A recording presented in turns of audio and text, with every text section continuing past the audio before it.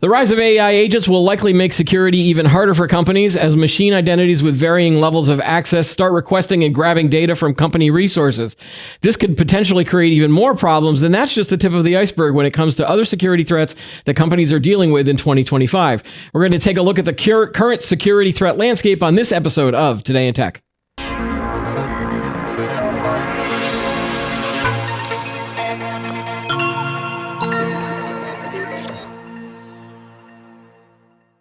Hi, everybody. Welcome to Today in Tech. I'm Keith Shaw. Joining me in studio on the show today is Clarence Hinton. He is the Chief Strategy Officer for CyberArk. Welcome to the show, Clarence. Hey, Keith. It's a pleasure to be here. Thanks for having me. All right. I'm a big fan of CyberArk. We've had them on the show before. I think last year we did a virtual session with, via Zoom with someone talking about the 2024 Identity Security Landscape Report. This is one of my favorite surveys. So again, I'm happy to do this every year with you guys if you want. So this report, let's see, this year they surveyed 2,600 security leaders across 20 different countries, and you ask them all sorts of questions about AI, machine identities, identity silos. But in addition, this year's report is showing a rapid escalation in identity-centric cyber risks driven by the explosion of machine identities, the rise of AI agents, and fragmented identity systems. Did I get that right? You got it perfectly. Okay. So one of the big results was, this stat just blew my mind. You said 94% of organizations said they use AI to enhance security, but only 32% have security controls for AI tools. Did that surprise you in terms of the gap there? Or were there other big surprises from this year's survey? Yeah, that was definitely high on the list of things that caught my attention. First, just the near 100% usage rate of AI for the purpose of security. Yeah. I thought that was really, really high. Now, the level of use of deployment of security controls against that wasn't as surprising. Right. But, so when you put them together, the gap was... It was astounding. Really was. Okay, so then were there other parts of the survey that kind of stood out for you before I get into some specifics from the survey? Yeah, I think for me, now again, this is something we've seen before, but when you look at the definition of privilege, and it was even more human focused this time around than it was last time, even though everyone's acknowledged how the proliferation of machine identities and the power of them. That really did catch me by surprise. Again, it's not like it's brand new, but the fact that we saw it go more in the human direction, right? It's kind of mind-boggling. Were you expecting that the human identity or the amount of privilege that's given to humans would go down? I was expecting it up, but not as high as maybe as it did. Yeah, I was expecting more of the respondents to acknowledge that machine identities are in fact highly privileged users, right? And to put them in that category, and it actually went down. Okay, and one of the points from the survey that I wanted to touch upon was AI-enabled phishing attacks are also on the rise. And what have you seen out there in the field that the bad guys are doing? Because we always knew that the bad guys were going to start using generative AI to basically craft better emails for people. Again, one of the first things you could always recognize when you got a spam or a phish was, wow, this spelling is really off. Like, broken English and bad grammar, punctuation. And so we figured that, now that AI can correct all of that would be the first level. But you discovered that there's even more stuff going on that could make phishing even harder for people to detect, right?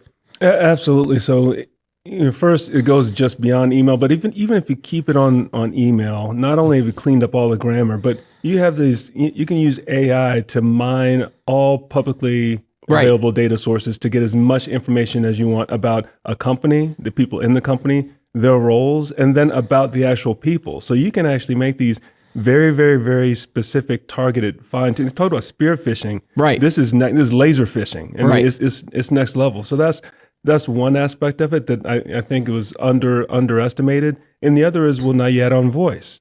And video isn't, it's getting close. It's not quite there, but the voice is there. And we've seen that. We've seen instances of this already. Yeah. The additional stuff with voice blows my mind too. And that's what I'm fearful about, not just from an email perspective, but now if you add voice to a phone number and a live phone call. So if my kids get a phone call that's allegedly from me saying, "Hey, this is Dad. I'm in jail. I need $100 to get out."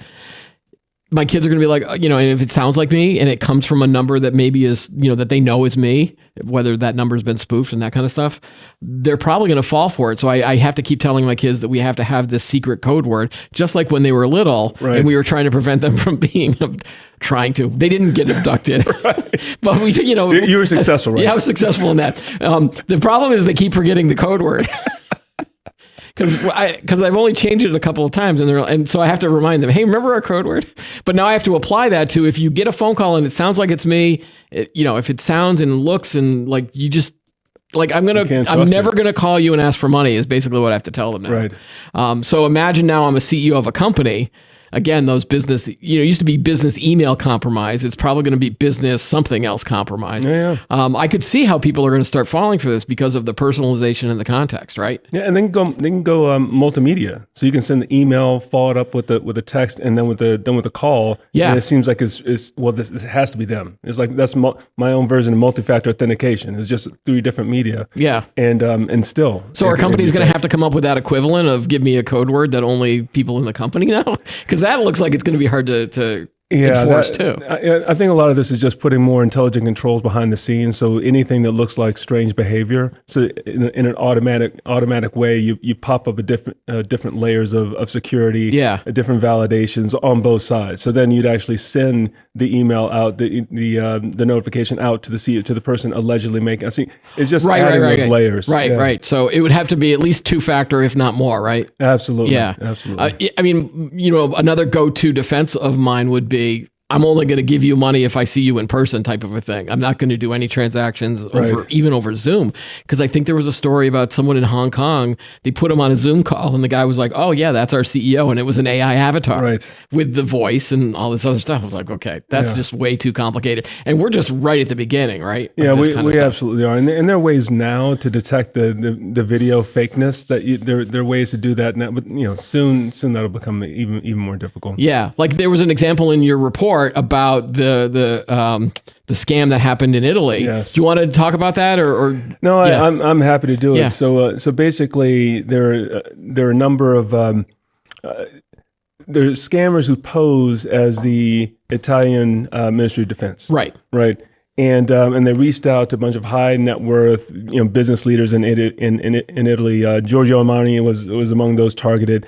And basically put forward the scam of, we're raising funds to free a journalist and the government can't be behind it. And they'd escalate it to the point of the actual, Italy's defense minister would be the call, like the closer to come in. And that was the voice. And they impersonated him. And they got him. They got the voice. They got it well. And people parted with their money. I think somebody got hit for €1 million, and it was real. They won't identify who it was, or they didn't say it would. But again, this is really complex stuff, and we're only talking about stuff that was developed a couple of years ago, right? Yeah, I mean, that's amazing that all this stuff has happened.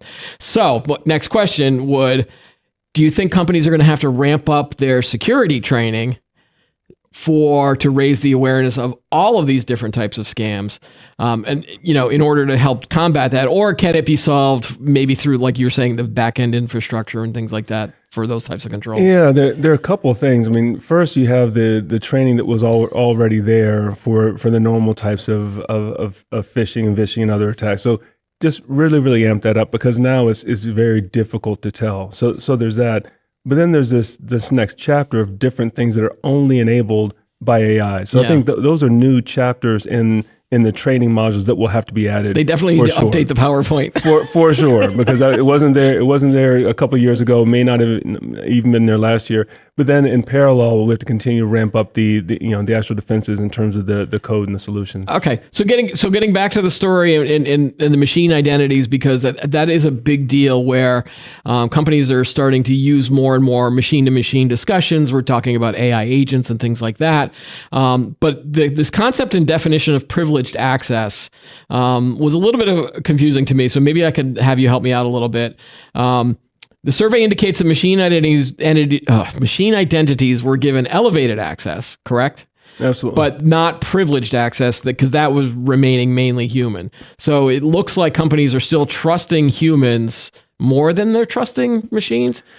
Yeah, if you go back and look at the survey, it's really more of definitional. So on one hand, the respondents said, "Oh yes, a higher portion of their machine identities have elevated access than their humans."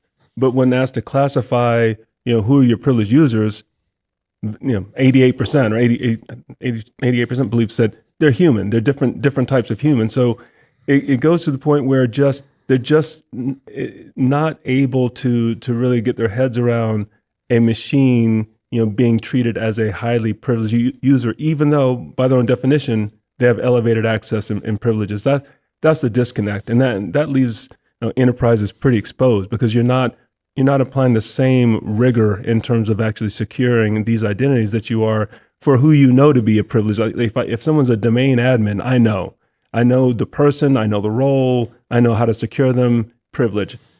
If you have more of a database that has or an application that has access to databases and other data stores, you don't really know how to treat that like a privileged user. Are most companies attaching, like if they're building agents, that they give them easier access to the information because of maybe speed or trust in the machine, and then they're getting like a fast lane versus now, obviously, if there's levels of humans that have access, if you are the head of, all of your security department and I work for you, I'm not going to get the same level of access that you have, for example, right? Or the head of IT or the head of security.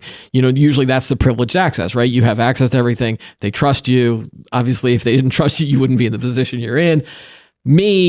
They're like, well, you only have access to marketing or sales or whatever. So those are different levels of access, right? So you would say I have maybe limited access, you have privileged access. The agents that are being built, are they just being are they somewhere in the middle? Or are they attaching different levels again, as if they were an employee? Yeah, well, here's the thing. Before you even get to the agents, we just have machine identities in general have elevated levels of privilege. Like if you're an application, you're just like, I'm going to give you access to everything because I don't know. Maybe you need access to that database, and maybe you need to make a change, and you'll break the whole application if I don't give that to you. Right. Being the application, which is just a machine. This isn't an agent. It's just a live application. Right. So that's already in place. And so now, and our company's screwing that up already. It's already. Well, that's why you have things like secrets management and other things where you broker the access and you treat it. That is actually treating it more like a privileged user. Right, so that's a very, very good application of privilege controls for machine identities, but that's already in place. It's already a problem, and that's why we're shining the light on just the number of machine identities because not many of them are treated like that. The coverage isn't as robust. Now you bring on agents. You have the same machine type issue. Yeah, it's like so they act like an application, they can act like a database, and then you also layer in the human aspect. And in terms of what's going on now, really, it's a little bit of wild, wild west.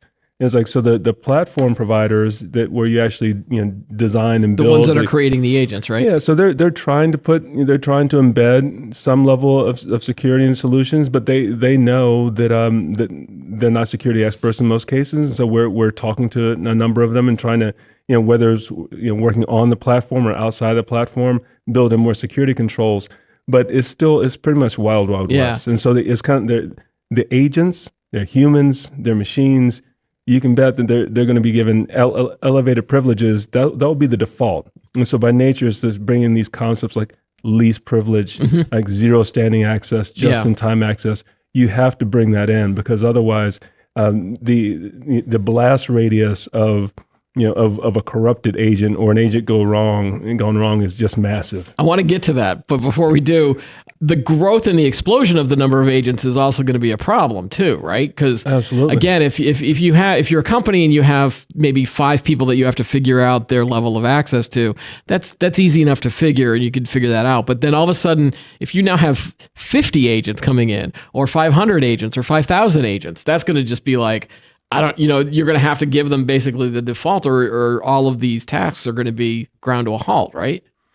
Well, that's the problem in terms of the access you get. Well, you absolutely can't give them all of the access by default because that just creates too large a problem. That would be the default behavior, but Yeah. that creates a massive problem. And not only do you have almost an unlimited number of agents that can be created, but some of them are short-lived, short-standing. Some of them are longer. If they're longer standing, well, then you can treat them more like people. If they're not, they're ephemeral. Then they're more like workloads in an application. I didn't even think about the temporary versus more permanent. Oh yeah, tempires. You have your temp agents. Oh, jeez. Yeah, exactly. You have temps versus full-time employees versus contractors and all that other kind of stuff. Does there need to be are people working on a standard or a protocol? And I go, that's so geeky techie that if you can't figure out something from an integration standpoint, we'll just build a standard or a protocol. Is there something going to be maybe we call it a best practice where the people that are developing agent platforms understand the security needs, and that's where maybe companies like CyberArk bring that in? Well, there's the MCP standards that's out there that'll make it easier to standardize the communications across from agents to other things, agent to agent to platform, et cetera. That doesn't necessarily solve the problem. It makes it easier to collaborate to solve the problem and reduce the overall risk. But again, it's still early days. Still, it's all right. So you brought up some of the things that could happen to the agents. So I think before the show we were talking a little bit about the idea of other concerns that companies have around agents, because the idea of an agent is you tell it to do something and it'll go do it. Instead of me asking an AI a question and getting an answer, you're now saying, do this for me and then do this and then do this. And so you're giving it we call it the Iron Man Jarvis thing. That's my big metaphor. But there's concerns about, what data is the agent picking up, right? So if I'm having it do a task, you don't know what kind of data they might be getting, correct? Correct. And then if the agent has to go outside of the organization, maybe to connect to another remote location or something like that, are you seeing that there's a possibility that these agents will get picked off? I think that was the word we turned, was they were going to be, the bad guys are going to figure out ways to pick off the bot. And then I start thinking of agents and spies and things like that and double agents. There's a whole bunch of roads that we could go down, but some of this stuff is pretty scary. No, it absolutely is. So, if you have a bot or have an agent that is assigned a role that requires elevated privilege, if you're an adversary, that's what you want. That's what you're looking for. That's what they do with humans. So you'll find that agent and you'll find a way to become the one who issues the orders. And once you're issuing new orders, once you're telling, you can use its privileges to do pretty much anything, and you can completely, change the mandate of the agent, or you can have it do its normal job and just kind of surreptitiously give you other data and you give it little side hustles, right? There's some, and that will reduce the likelihood of detection. So the possibilities are tremendous in terms of how an adversary can corrupt an agent and do great damage. Yeah, is that almost like the same concept of what the man-in-the-middle type of attacks were? In the early days when you were if I was sending a file to Rachel, who's over here, and sending it, you would secure the file, you would put an encryption wrapper over it, and I'd send it, and then it would be fine. But if there was a man in the middle, they could figure out the encryption, they could unlock it, and then not only could they see what's in the packet, right? They could then maybe add stuff to it to then, attack the recipient. Is the world of agents the same way? And I'm now an agent, I'm now computer code, but I've been tasked with a task, and that might be another file. Yes. That file can be it's much more dynamic. Yes, it's much more dynamic. You Scare me even more, Clarence. Oh, yeah. It's man in the middle, but much worse. Okay. Many more possibilities. So we've never solved the man in the middle problem, or we sort of have? That's been addressed. Yeah, okay. There are companies like. But could that come back with the agents? Agent in the middle or something. I mean, basically, you take this. They're the same. There are a certain number of attack vectors and methodologies, and it changes when the landscape changes, when the technology landscape changes. What they look like, how they manifest, actually change themselves. But the attack vectors are pretty durable. I mean, there's certain no matter what the environment is, an attacker is going to try to find a way to gain entry, usually through some kind of credential, something they get somewhere. They're going to take whatever access they have, move laterally, find ways to to then elevate their access and continue until they can get what they want. Right. That's how it always works. So we've seen issues with data breaches where hackers have gotten credentials from maybe the help desk or a third party, and then they've gotten into the computer system, and then they've installed ransomware or they've stolen data and all this stuff. So are you suggesting that this could happen in the world of agents where we might see a news story someday of, a company X's agent breached and then they got in through that rather than a human being? Yeah. And you could think about it with a relatively simplistic low-level agent, if you will. Adversary comes in and then continues to augment that agent, especially if it's not hardened with least privileges, if they don't have guardrails and if you're not looking at the behavior and controlling the sessions. And then you can escalate that to where it's basically the most powerful agent that's in the arsenal if you don't have the appropriate level of controls around it. Absolutely. Is the metaphor then with where we're talking about agents, and you say the word agents, you start thinking secret agents and spies, but where you could then create an agent and then make a double agent, and then the double agent comes back and they don't even realize that there's a double agent in the system. No, absolutely. That's part of what I was alluding to before, right? Yeah. You can make it very, very surreptitious where the agent still does its job, but then in the back you have it doing other things. It could be in addition to its normal job. Right. And so it really is incredibly difficult to detect. So then you as a company need to then find a way to alert and defend against something like that possibility. Right? No, absolutely. That's where it's the same concepts you use, in today's environment, both humans and machines, where you look at the session and you have session controls, like what's happening, what are they accessing? Is that within the remit? Is that in the realm of the norm? And based on if something's out of band, you have a step up you can do if it's tethered back to a human, or you can just suspend and send an alert to IT and just shut it down until we can really sort out what's going on. So, but you have to have those controls in place. Yeah, you have to have that in mind. So there are ways. Technology exists now that enables you to dramatically reduce the risk associated with deploying agents. You just have to do it. And as we saw in a survey, people aren't doing that. People aren't doing that. No. Right. There's a big 60% gap between those two, right? Right. Yeah. I like the idea of an AI double agent. Maybe that'll get put into a Neutron movie at some point. Right. Like you'll have AI double agents. How much are these platform creators actually thinking about security protocols? No, I think as far as the ones that we run into, we talk to, they all take it very seriously, because everybody who thinks at all about security understands the threat potential. And so all the platform vendors are attempting to build in some modicum of security, but typically they're not security vendors. And so they're looking to work with companies. We're having numerous conversations with these companies, like how we could augment security within the platform and also outside the platform, potentially leveraging MCP, for example. So they're taking it seriously, but that doesn't mean that that there's no problem. So I think it's just a matter of how effective we collectively as an industry can be in introducing bots and agents safely into enterprises before the numbers get into the millions and billions of agents out there. And any companies that are maybe looking at these agentic platforms or working with their partners on this, they really need to get the security teams on board before they start deploying these. Yes. And conversations right at the start, and ask those questions to make sure that the security is there. Sometimes I hear that maybe security is brought on. Hey, we've got this great idea. We're going to do this, this, and this. Oh, we should check to see if it's okay and secure. Yeah. Maybe I'm exaggerating a bit. Maybe I'm a little less paranoid. No, but if you think about how public cloud rolled out, that's how that happened. It's like people are using public cloud. It's out there, and the security team's like, what's going on? What's going on over there? It's like, are you guys safe? It's like, I think the platform is fine. You don't have to worry about it. Nobody's attacking it. Just you go back to the data center, and we're to the point where the majority of attacks are now in the cloud, because that's where the data is. That's where all the good stuff is. And so and now it's a problem. So not only have the platforms had to step up their game, but then we have solutions that have to be applied around them in support of it. I think it's similar here, but again, the blast radius is so much higher when you think about agents and how powerful they can be. at one, and definitely at hundreds and thousands and millions. Yeah. I mean, some really scary stuff. So I'm going to jump off agents for a second. There are two other parts of the report that fascinated me.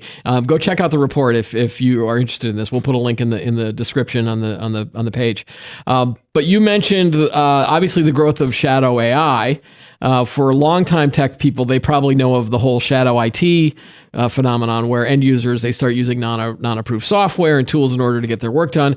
And now we're seeing this with AI as well. So what are the biggest concerns that a lot of security teams have around shadow AI? And I guess it's just shadow AI is like employees using non-approved AI tools to get their work done, right? That's absolutely right. Yeah. Absolutely right. So, first and foremost, you just have this whole data leakage issue. And that could, even if it's a legitimate model, your proprietary information could go out into the world, and it depends on which model you're using. Some of them are more secure, some less. Some of them can be quite porous, but now your information's out there, right? And so that is a big problem.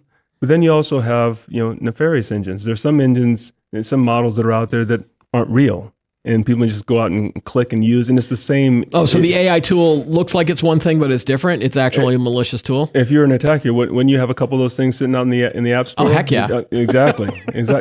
So you have to worry about that, and then you have, not only do you have the leakage, and now it's leakage that will for sure be captured, monetized, and exploited. But then what else might they do if you're using that model? They can then go back in classic way and use as an entry point into your enterprise. It's just it increases your attack surface. So I think those are two of the big things there. Never mind the fact that when you're using the engine, you can get back crazy information. It can be overused and misused and over trusted. Right. So I think that's another, especially when you talk about some of the lower level type models. So I think those are really the three primary concerns. Yeah, but there are others. And I think that in your survey, 47% of those surveyed said they can't secure shadow AI usage, mainly because of the speed of innovation, of how fast these tools are coming out, but also political pressure from end users. We've had some other guests on the show here who have discussed surveys that say employees want to use AI tools. Employees are excited about AI. I mean, I think we're over that hump of, well, we're going to lose there's still the job thing, but for the most part, employees want to be more productive, right. and so they're asking their companies for these tools, and the companies are saying, well, you can have them, but we have to make sure that they're secure. And then it gets, and then you get a backlog of waiting for the approval, and then someone that waits in a line that goes, I see an open door over here. Yeah, exactly. And I'm just going to go that way, and that could create a big problem, yes. right? Yeah. Yes.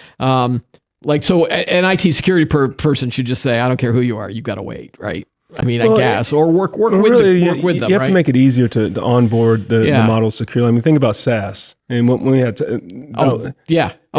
credit cards and off book, and then when you develop SSO, MFA, combinations that made it easier to onboard and secure, at least at baseline secure these SaaS applications. Now there's much less of that. It hardly exists. You have to have something that's similar for all these models. Yeah, and then there's another big problem with the shadow. It's not even just individual tools. We're now seeing also that a lot of companies of established software, right, are embedding AI into their products. I mean, just look at the other show that we do here is called Demo, right. And probably 80% of the companies that come in have existing software, whatever it does, but they're like, oh yeah, we've added AI to it. Right. And so security is having a hard time basically figuring out the AI, whether there's data leakage or some other maliciousness from that approved tool. Now, I'm hoping that the companies that are putting this AI into their existing tools are doing so with some security oversight. Well, it's a good hope, know, but right? it's another vector of supply chain risk. Just another vector of that. Yeah, another third party. That's right. Yeah, I don't know if I'd want to be a security guy at this point in my career. Never a dull moment. Yeah. All right. One final thing I want to talk about was human behavior. Humans still stink at security. Basically, you should have just used that as the headline. All right. So you did a 2024 survey that found that humans are still as risky as ever. We've covered this on the show too. 60% have used a personal device to access work-related apps, emails, or systems within the last 12 months. I mean, when you see these results, do you just go, what are you thinking? What are these people thinking? Well, there are a couple things. First, I go back to one of my favorite customer quotes. He said, "We realize that our employees will go to great lengths to give away their credentials." That is awesome. And that's really it. I mean, the weakest, that's still the weakest point in security is the human firewall. And that's why, yes, 82-1 machine identities to human identities, but attackers, it's like, yeah, it may be 1 to 82, but I know how to work that one. Yeah, it's almost easier to go with that one human than trying to figure out technology on how am I going to crack that agent when it's so much easier to just go like, Keith, what's your password? Oh, here you go. And that's why you can't forget about it. So there are ways to secure all of those, no matter how poorly behaved they are. There are ways to do that in the industry. So that's why it's so important to really finish the job. Yeah, you finish the job, then the attacker move with more force over to the machine side. All right. So again, I just love reading these stats. So 36% use the same password for personal and work accounts. That's great. Well, at least it's not, the other opposite end of the scale, 64%, right? Like at least we're getting better at that. That's right. 65% admit to bypassing security policies in the name of productivity. You didn't ask them what they did, but I'm assuming maybe it's like the post-it note password. Whatever could be done. Yeah. And 40% habitually download customer data. I mean, that's amazing. Yeah. So, I guess the question is that, can we expect better security against bots if we can't even control the humans in terms of their behavior? No, it really goes back to it. I mean, there's training and other things that we have to do. We have to try. We have to educate as an industry, as a collective. But you have to finish the job in terms of deploying the privilege controls across all of your human users. You can't leave anything open. Right. You must lock that down. So as you see these results from the survey and as you talk to security officials that are out there, can you summarize what the biggest priority should be at this point? Is it just more of like recognize these threats, be aware of this, prioritize, or is there something else that security officials can start doing in their own companies? Yeah. So if I go down the three categories, talking about humans, then machines, and then AI, I think with humans, it's what I said. You have to finish the job in terms of securing them all with the appropriate level of privilege controls. You just must. Yeah. Because again, humans will try to give away those credentials. So that's one. It's not going away.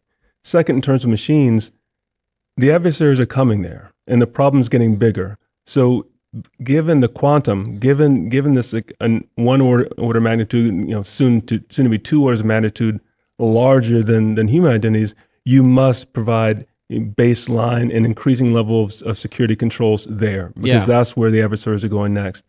And with AI and agentic AI, it's a foot race. We have to sprint to actually get shadow AI under control, to actually protect the AI models, to protect the usage of them. And for the AI agents, treat them like highly privileged machines and humans combined. And that's like minimize the footprint, control the sessions and what they can do, least privilege, just in time, zero standing access, all of the principles. We have to throw everything we got at them as they're being deployed. So that's, for me, really the three tiering. Okay, and can I have you make a prediction about what you think might happen for next year's survey?